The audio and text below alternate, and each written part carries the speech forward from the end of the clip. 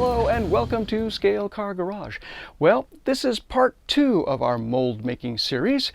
We're going to be mixing and pouring RTV silicone into our molds, at least for the first pour, and hopefully we'll have molds that we can then use and create parts that we want, but getting ahead of myself. Got some work to do, so let's get to it here at Scale Car Garage.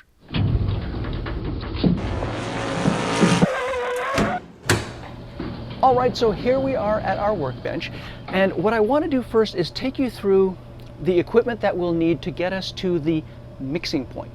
So this is the stuff that we need just to get to the point of putting the two parts of silicone together in a pot, mixing it.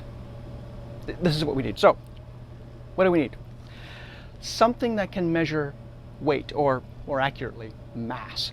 I use a triple beam balance. It's kind of old school, I know, but hey, it doesn't require any batteries. All it requires is it doesn't even require gravity, really, if you think about it scientifically. I'm sorry. So something to measure mass. We got our triple beam balance. You'll need, of course, a pencil and some paper.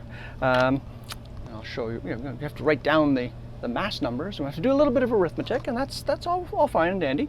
You will need a vessel to put the silicone in, and then add the catalyst, or part 2 of the silicone, and mix. Now, this is a very large vessel, and there's a reason for that. You want your vessel to be 2/3 larger than the volume.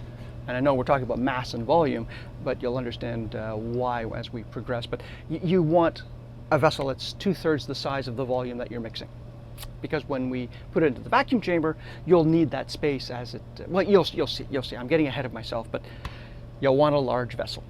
Preferably plastic. Metal can work too. But the great thing about these are they're very reusable. I mean, you can see there's remnants here of pours past, but you see it cleans out really well because silicone doesn't stick to it. In fact, the only thing that silicone sticks to is silicone. It's true. Anyway, large vessel. So we've got that, and then you'll need a smaller vessels to measure the second part, which is really a liquid. So it would be best to use a disposable vessel. A plastic cup would work, or a paper coffee cup. Good old Tim's. That would be great. And then for stirring, and removing the silicone from the well, let's call it a bucket, because that's what it is. It's a bucket. I use a plastic paint stirrer, and I like using plastic. One, because you can clean it and reuse it. The silicone doesn't stick to it at all. Wood, well, wood will absorb, and you don't want that. You can't clean it, and you would have to dispose of it. This plastic stir stick I have used for a long time, and as you can see, it is held up very, very well.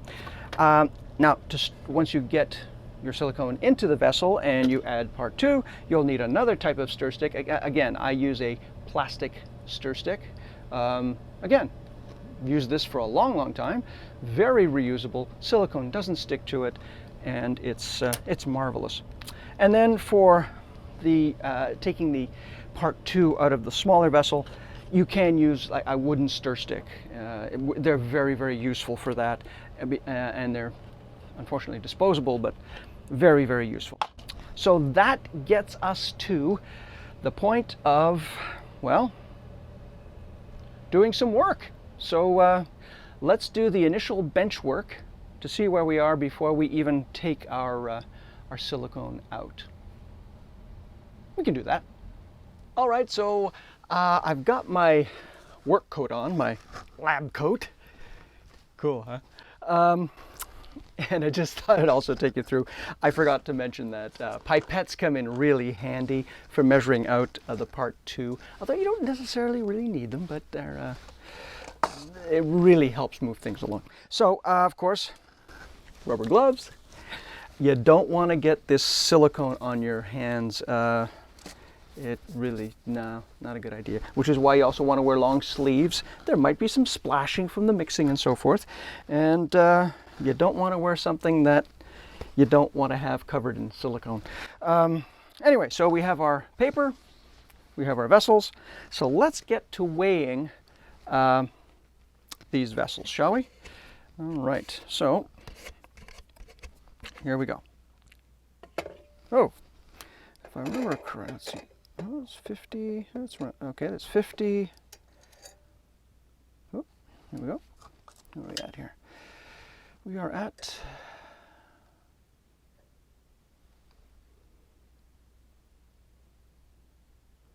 where are we here? Okay, okay, 55.2 grams.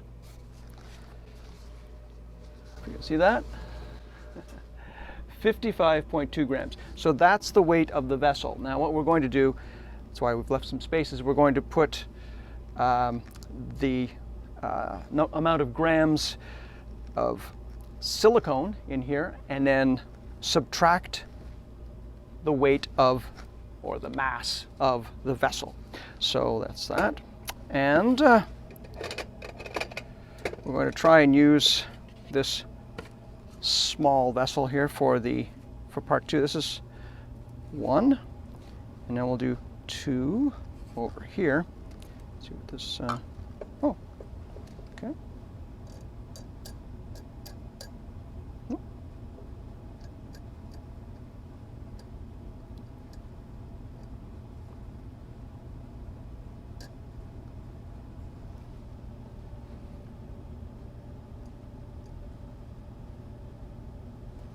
Okay,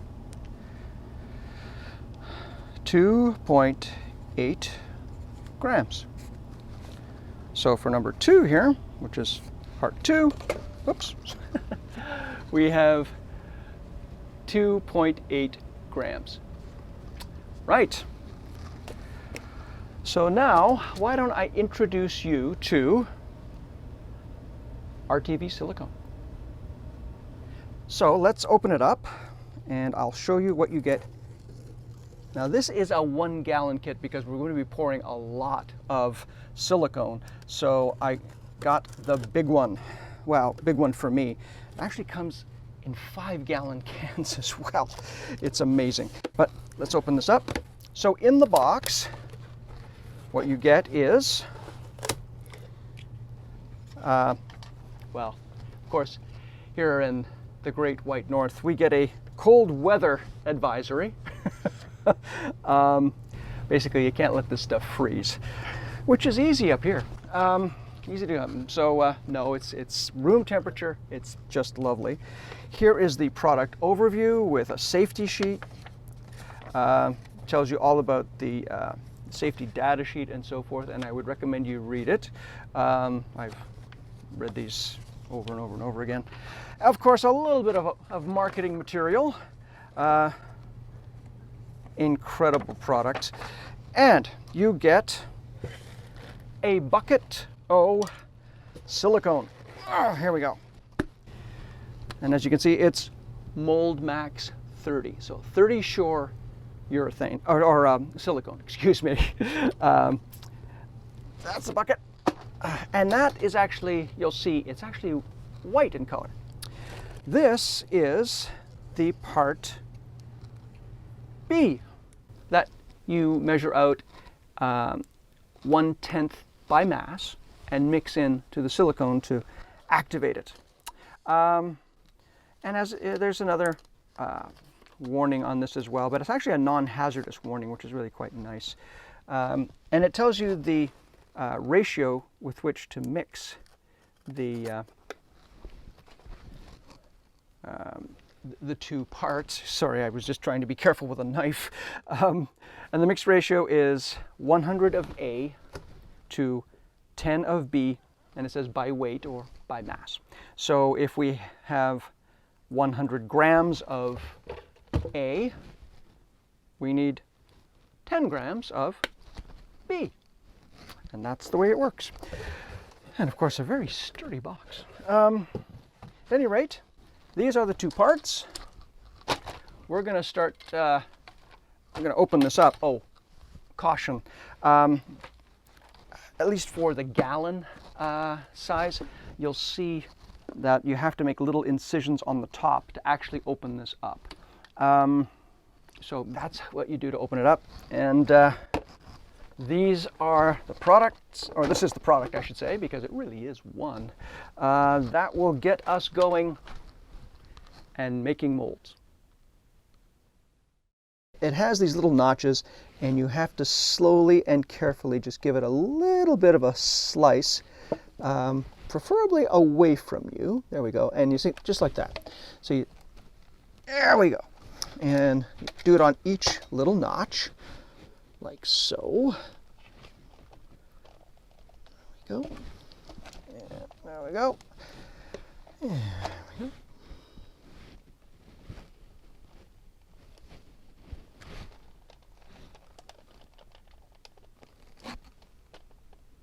Like so.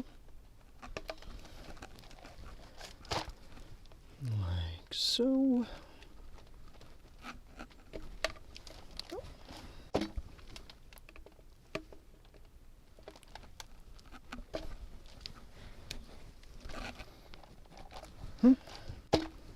And the last one.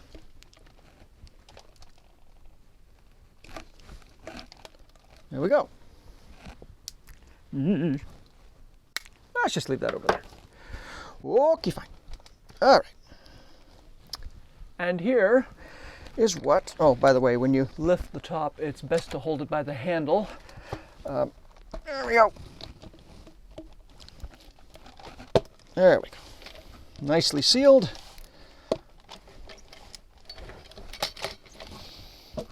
Oh.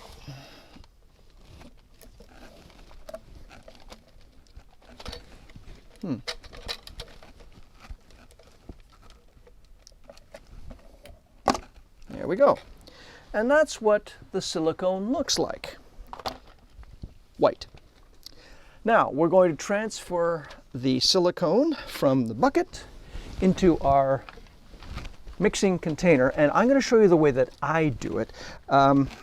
I literally just do it a scoop at a time, and take your time because then you can weigh it, and we want to get between 500 and 600 grams of this into this container.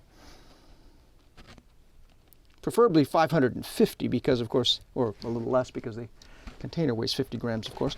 The other thing you should do, because even if you've just purchased this wonderful substance, the silicates will sort of settle to the bottom, so it's always good to give it a mix. And again, nice and easy. Take your time. This stuff does not cure at all without part B. So again, scrape the sides of the bucket on the bottom, up and over, like so. And it will really help. It's always good to stir. And that's actually in the instructions, by the way, to give this a stir. All right. Oh my goodness.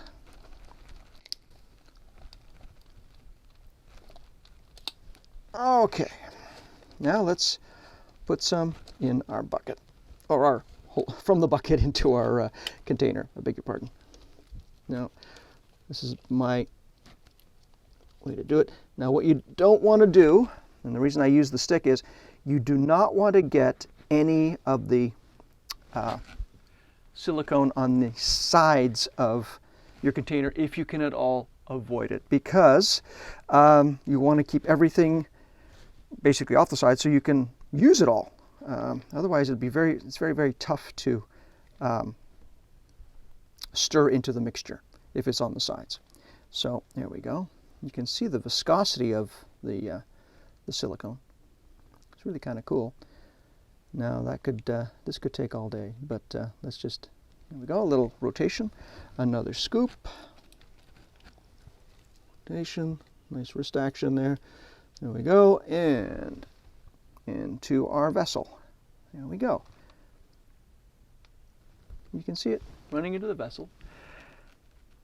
And I think it takes, if I remember correctly, I think it takes about 4 of these, I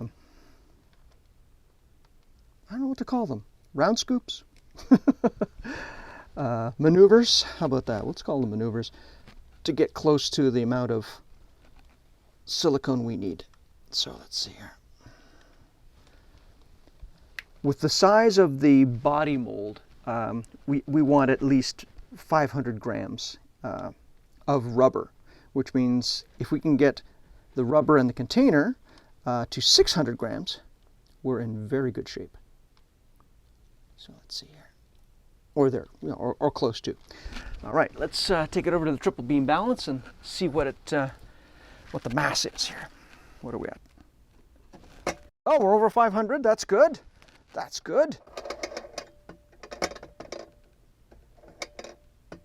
Well, you know what? That's really good. 540. Where are we at here? So we have.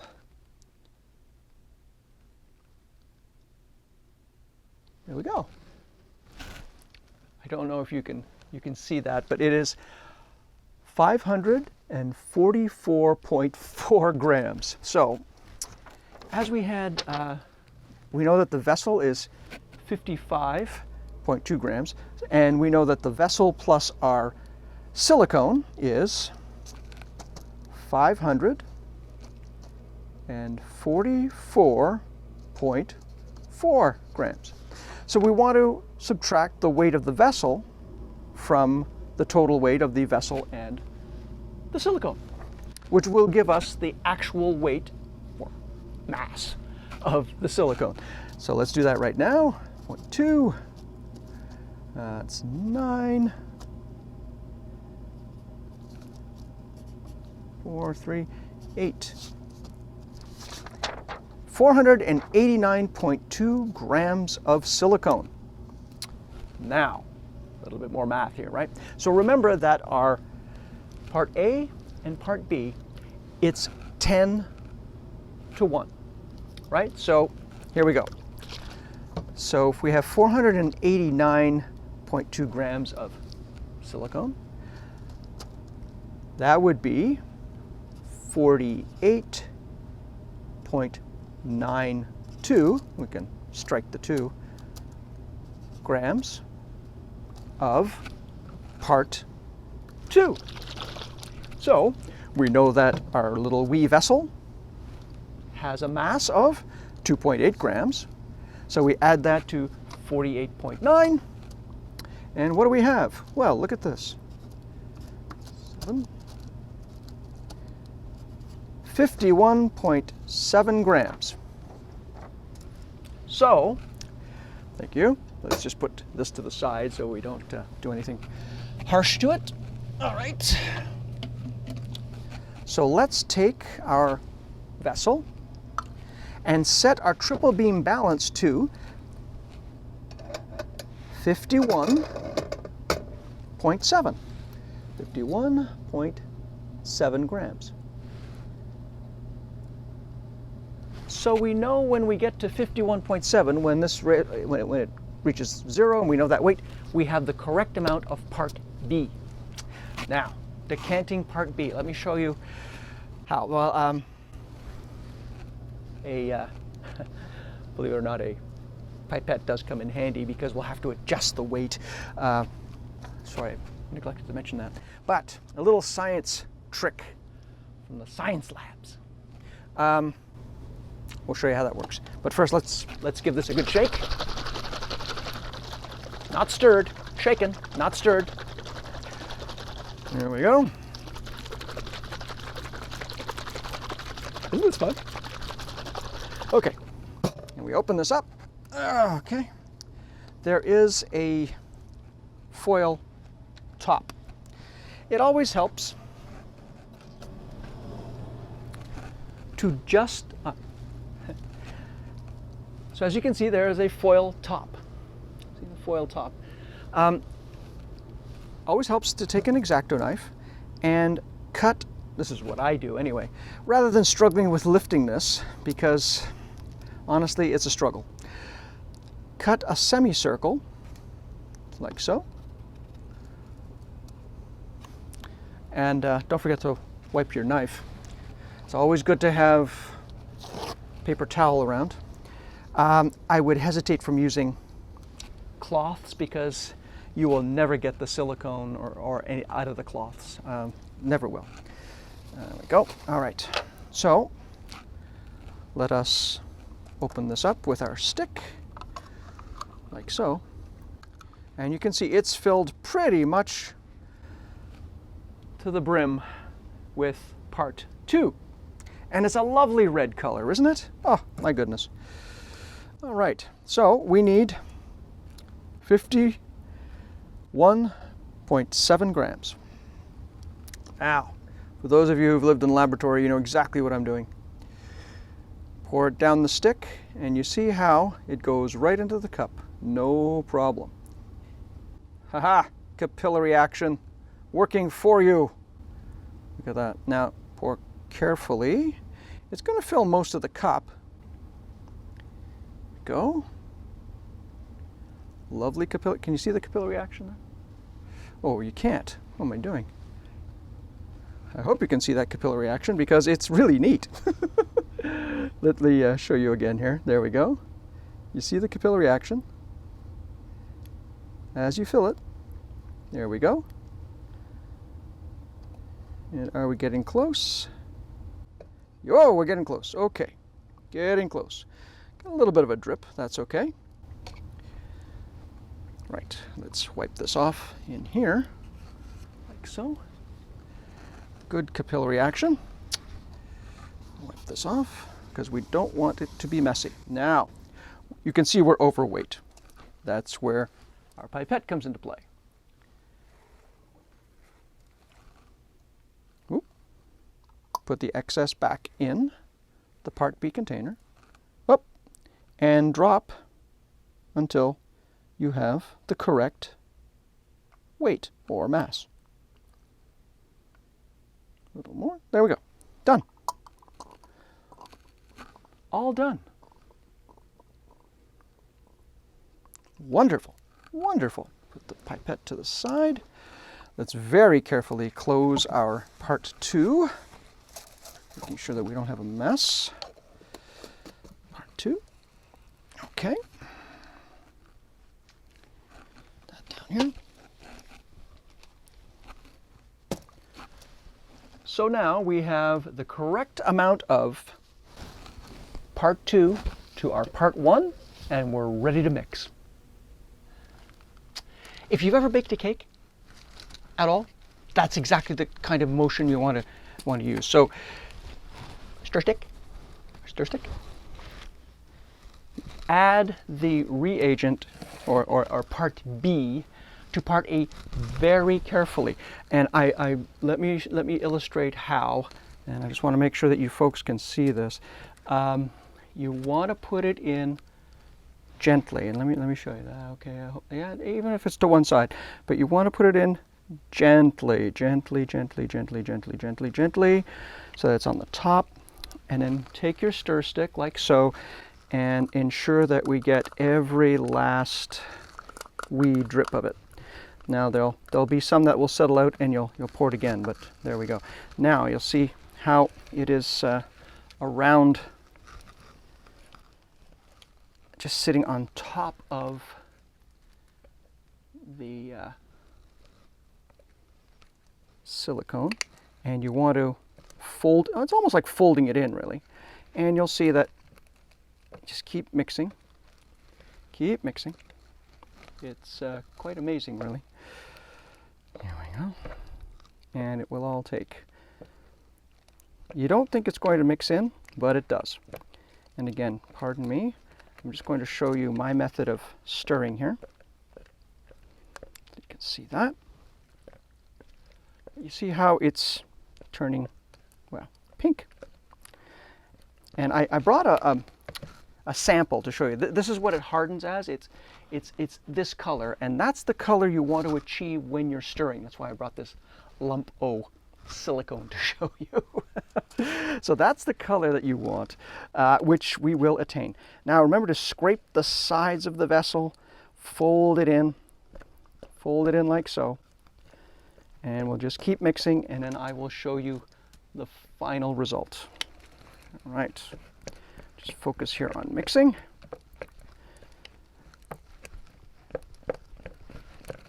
And again, it is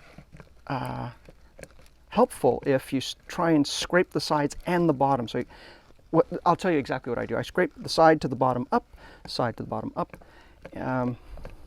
Just you want to get it as mixed as possible. Now the other good news here is you don't have to rush, because it takes an overnight period of time. It takes hours for this to set, so you do have time to work. So there's no need to rush.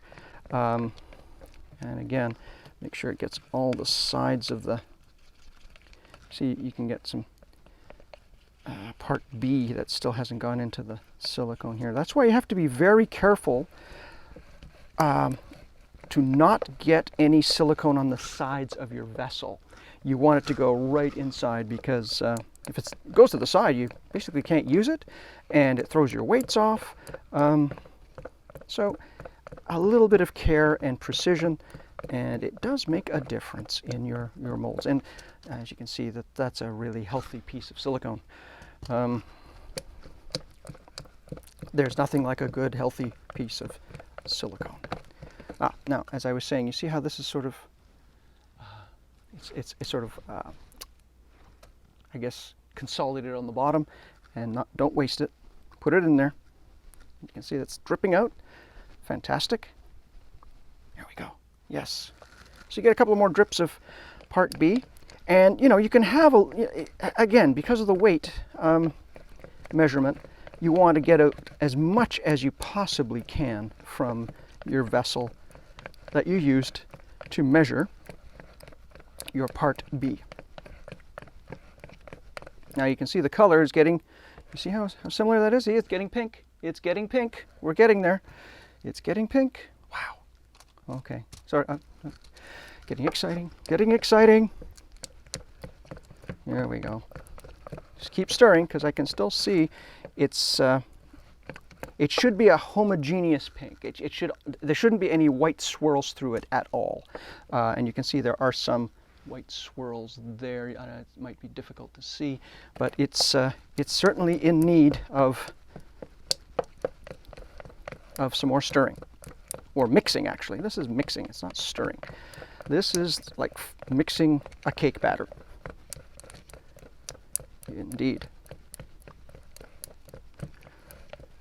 All right, we're getting there, folks. We are getting there. Look at that. You can see? You can see that, huh? It's getting pink. It's getting pink. This is good. Again, fold it from the sides into the middle. And make sure that you scrape the bottom of the vessel of whatever you're using to mix, because it does help and make a difference and so forth. All right, and this isn't by time, this is by eye. And I think we are in good shape. Yes, yes, all right. This is looking good. I think we are mixed. Now, very carefully, I'm picking this side of the vessel. This is where I'm going to do my pouring from. So that's why I feel very confident scraping on the sides. We're mixed, and you don't want to scrape all over. You don't want to waste any silicone, but you want to scrape off as much as possible for now. Okay, there we go. Now comes the real fun bit. Let me tell you something.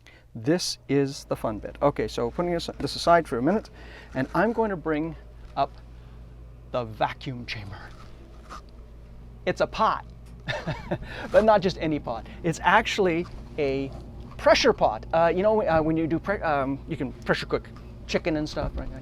And word of caution right here, do not I repeat, do not buy a regular pot. It will implode. It's happened to me. I wish I videotaped it. It was really funny. It's really funny to see a pot just go. Yeah. Now, because this is cast, very sturdy, cast aluminum, it doesn't implode. It's made to take a lot of pressure.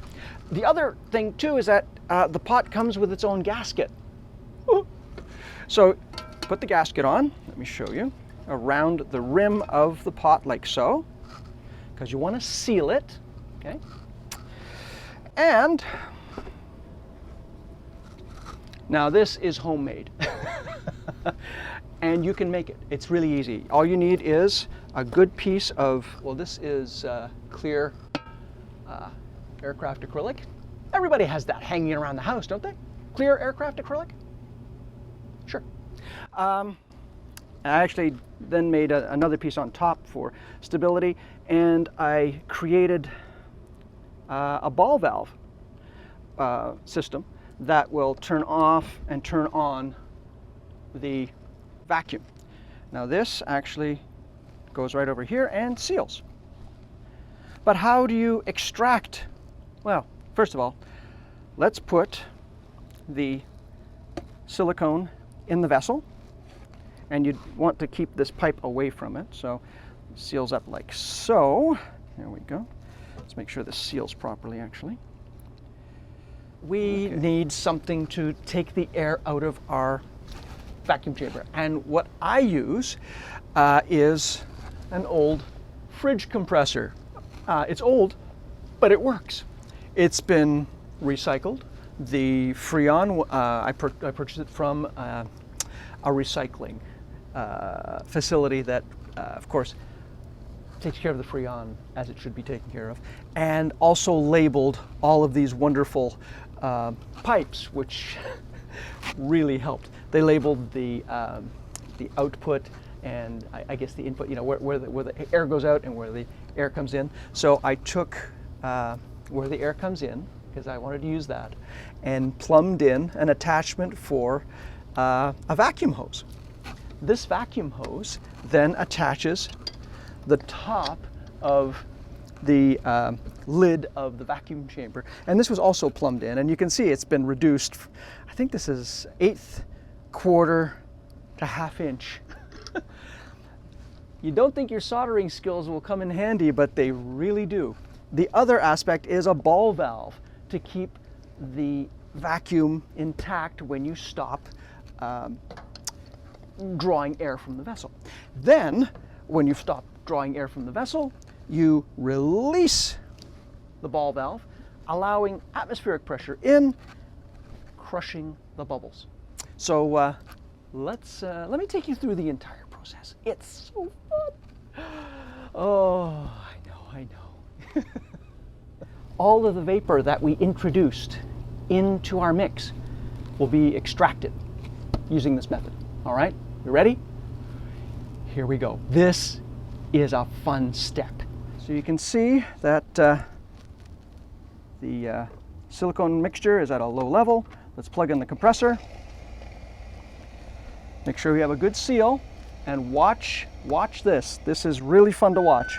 Whoop, hear that? That means I got a leak somewhere. Leak is gone. Here we go. We're now extracting air from the vessel. And as we do that, the pressure reduces, and the air or vapor that we introduced in our mixing process will pop out. And you got to watch this. This is so cool. It's my favorite part, actually. Okay, here we go. Can you hear the compressor? Compressor's working. Okay, I'll shut up. Sorry. Here we go. See it start to rise? It's rising like a cake. Here we go. Here we go. This is why you use a large vessel. Here we go. As it rises. Cool. Oh, yes. Like a souffle. A modeling souffle. So we're losing pressure on the inside of the vessel, And as the pressure reduces, the air escapes, or vapor escapes, from our now part A and part B RTV silicone. And here we go, here we go, here we go, look at this. And this is why we use a vessel that is, well, 3 times larger than we think we need. And there it goes. Oh, see, and it's degassed. It's degassed. Wonderful. See it fall? Wonderful. Lovely. Just let it degas. Big bubbles coming out of that. Oh, fantastic. Fantastic. So now we're going to close the ball valve to, there we go, it's closed. Unplug our compressor. Remove the vacuum hose. That sound is actually what you hear from the vacuum hose, not from our vessel. However,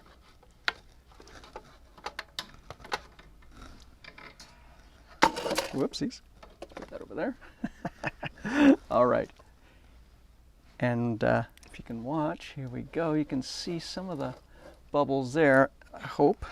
And the air that comes in, let me just set this up so you can see. There we go. So now what I'm going to do is open the ball valve, and those bubbles will be compressed. So here we go. Watch the bubbles. Can you see that?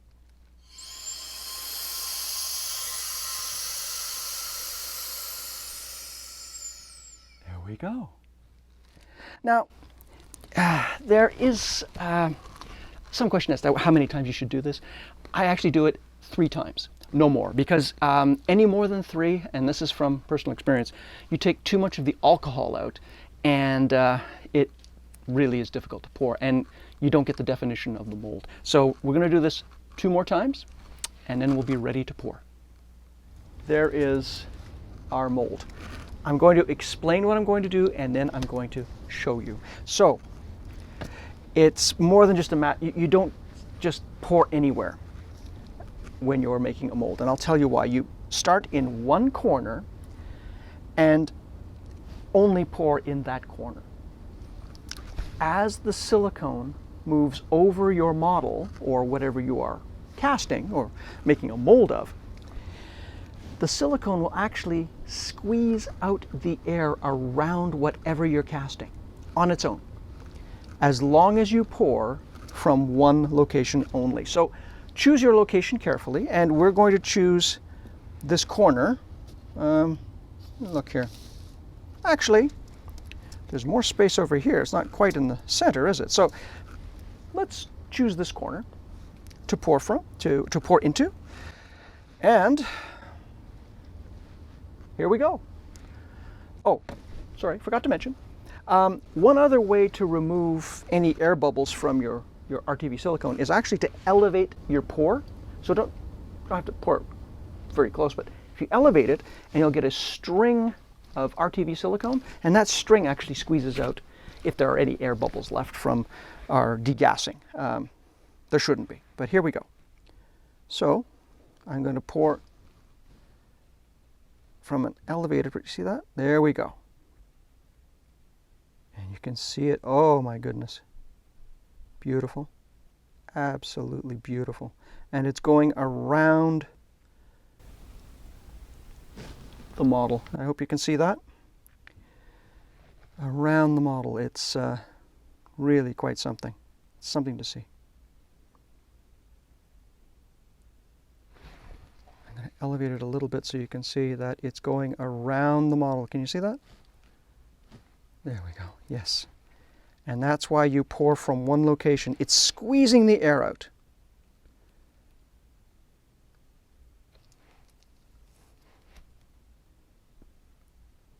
Now, believe it or not, this is a very large mold.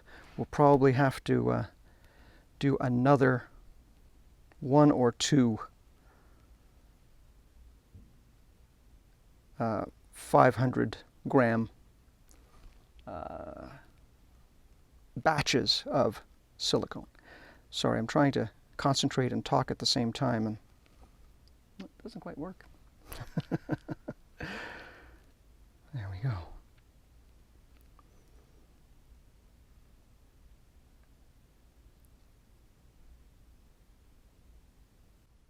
But it's a good opportunity to see how the mold squeezes around, or how the silicone squeezes around the subject being cast or being molded. Sorry, I'm getting all excited. This is so much fun. Now, to get every last bit of the silicone, I take your mixing or your mixer and scrape. And when you do scrape, I'm going to rotate this because I want to show you how I scrape, and hopefully you can see this. But scrape the sides, if you can, back to front. Here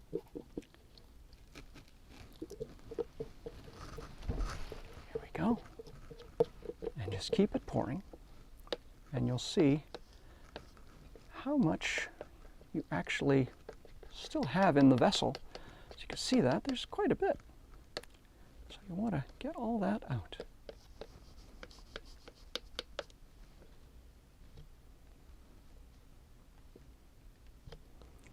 And let gravity be your friend here.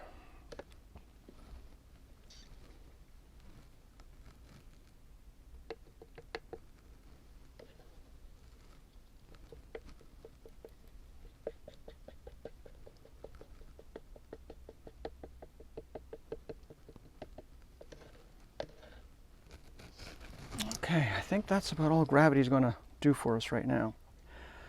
The other little tip I'd like to share with you is for the little remnant bits in your vessel, scrape on the side of the mold box, and what you'll see is it will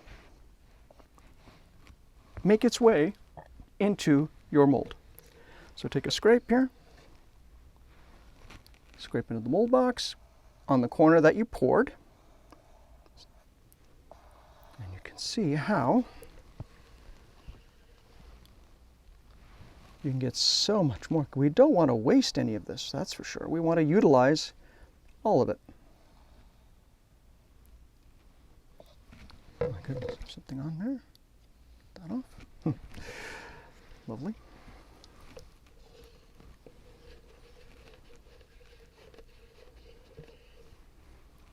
Go.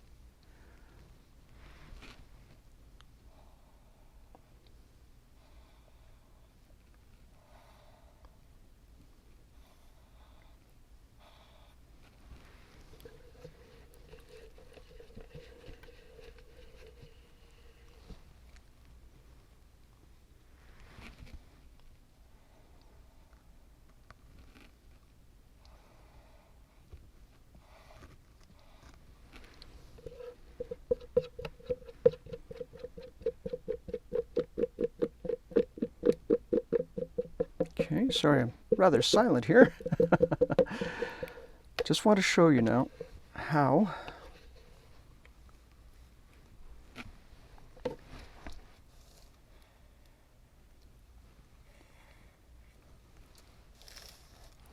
so as you can see, the silicone flows in from this corner. This is where we've flowed the silicone in, right up here, and goes around the body, squeezing out all the air. It's just so cool. Now those air bubbles that you see are actually from me trying to get every last little bit out of the container, which is why they're localized in that corner. And no, they will dissipate. They will break as they're breaking right now. But it's because I've put silicone here to flow in. So we have one more pour to do for this mold at least. But this is a really good exposition of how the silicone wraps itself around whatever you're casting, and will give you a fantastic mold. Now I know I got a little bit in my haste on the car. that's okay. It will work its way in. Don't forget, this takes overnight to cure, so we still have lots of time to get another batch of silicone poured into this, which is what we're going to do right now.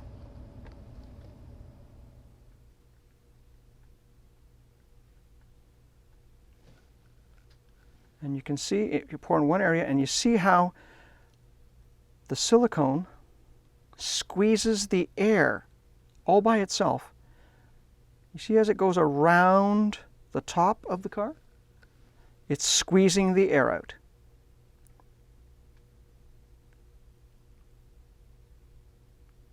It just squeezes the air out. It's brilliant. There it goes.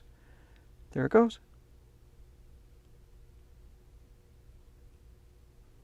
And we're going to fill this up. Done. Because we want a healthy wall for our mold. Here we go.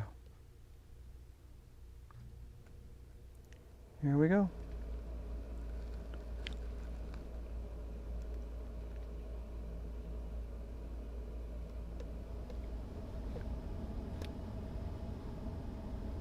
And again, stretch it up, get that air out. You see the air bubble there?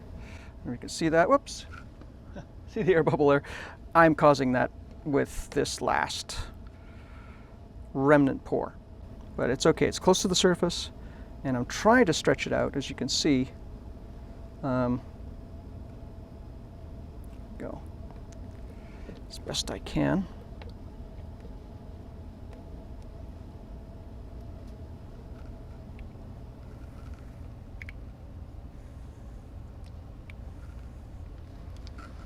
And there we go. We have the body first pour. I know, you're thinking, this guy's nuts. It's huge. Well, correct on both counts. But you'll see it'll pay dividends. Okay, so we've got the body poured. I'm just going to keep going here and just show you pourings and stuff for the other parts, because I've got a lot of rubber to pour. But I just want to show you as many times as I can the way that the silicone goes around whatever part you're casting and squeezes the air out all by itself. So I really want to illustrate that for you, because that's really important, to be patient as you pour. And if it takes more than one pour, that's okay.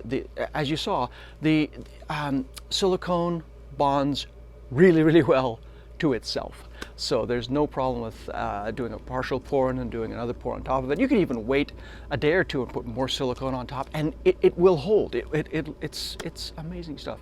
All right, enough blubbering. Let's get back to pouring some more rubber.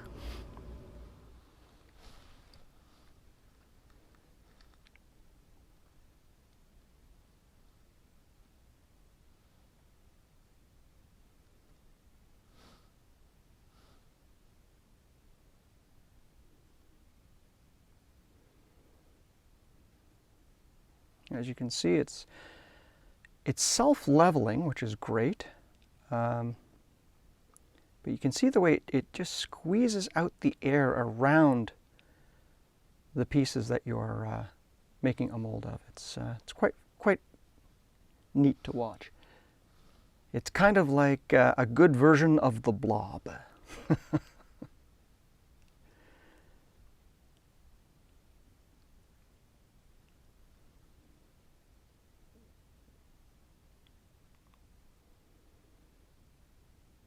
There we go. And again, take your time, because this method really helps to ensure that there aren't any bubbles. Although there are never any guarantees, but it certainly reduces the risk of bubbles in your molds.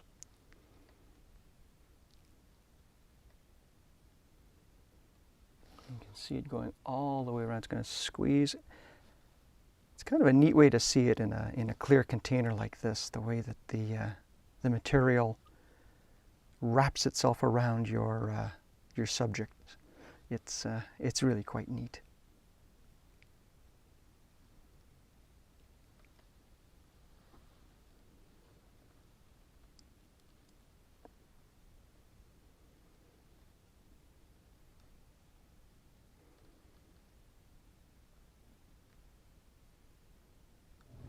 All right, folks, so there we have it. We've got the first pour done. We have the body, we have the parts that we arranged, including the figure, we have the interior, and we have the photo etch parts. So now we just have to let this cure. It can actually cure overnight, and it can be demolded, but we'll give it a little longer than that, and